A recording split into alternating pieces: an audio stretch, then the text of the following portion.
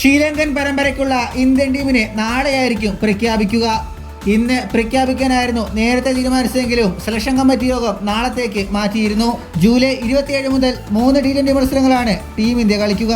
August 3-നും 7-നും ഇടയിൽ 3 മത്സരങ്ങളുടെ ഏകദിന പരമ്പര നടക്കും. ഏകദേശ സാധ്യത ടീം ഇങ്ങനെയായിരിക്കും.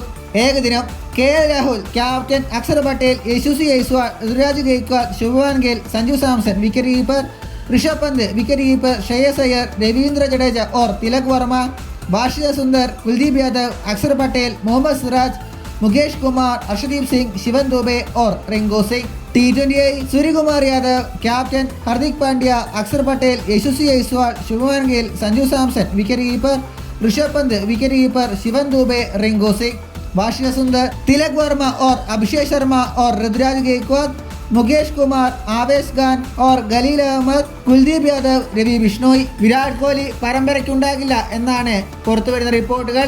എന്നാൽ രോഹിത് ശർമ്മ ഏകദിന ടീമിൽ ഉണ്ടാകണമെന്നാണ് ഗംഭീറിന്റെ അഭിപ്രായം. നാളെ ഇതുമായി ബന്ധപ്പെട്ടിട്ടുള്ള ഒഫീഷ്യൽ ലിസ്റ്റ് ഈ ചാനലിൽ പുറത്തുവിടുന്നതാണ്. ഇതുപോലുള്ള പുതിയ വാർത്തകൾക്കായി ചാനൽ ഇപ്പോൾ തന്നെ മറക്കാതെ സബ്സ്ക്രൈബ് ചെയ്ത് വയ്ക്കുക.